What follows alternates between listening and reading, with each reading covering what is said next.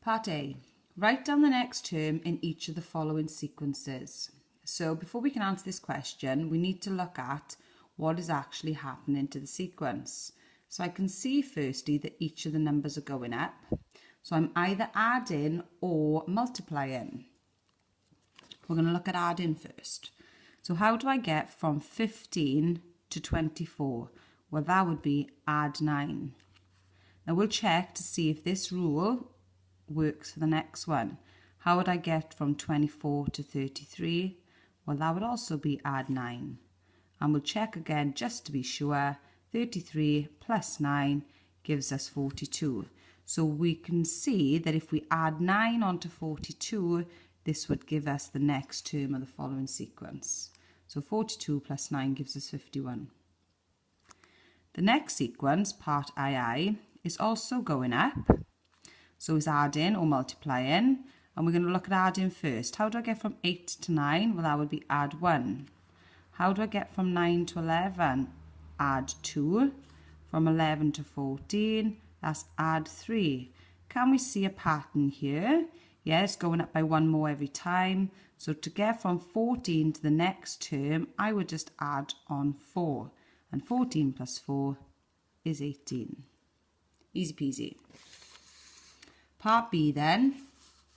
So this one, it says use the formula T equals 7a, take away 3b, take away 8c to find the value of T when a is 3, b equals 4 and c is equal to a quarter. So this is called substitution.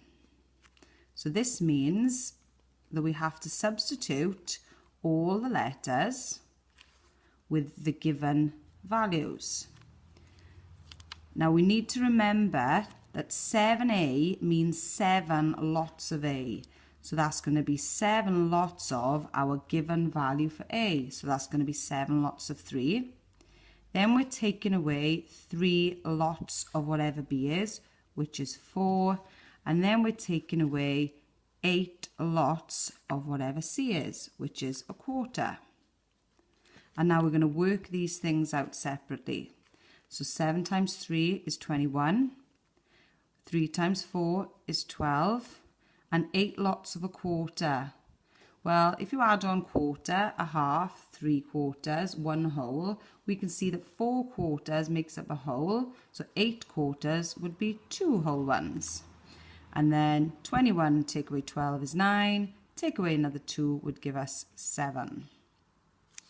We'll do another substitution just to be sure. So this one, it says P equals 5a, take away 6b. And it gives us a is 7 and b is 4.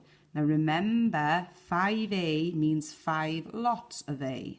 So P is equal to 5 times 7, take away 6 times whatever b is, which is 4. So 5 7s are 35, 6 4s are 24, 35 take away 24 equals 11. Easy peasy. And simplify the easiest one of all. I've got 6c, I'm taking away 4c, which would give me 2c, add on 1 more c, so the answer to that is 3c. A common error here, right, is that people do the 6c, take away 4c to get 2c, and then they just leave it like that. Well, that's not simplified, is it? Because we know that 2c plus 1c, remember, a c on its own represents 1c. We're just lazy mathematicians and we don't bother writing the 1 down, would give us 3c.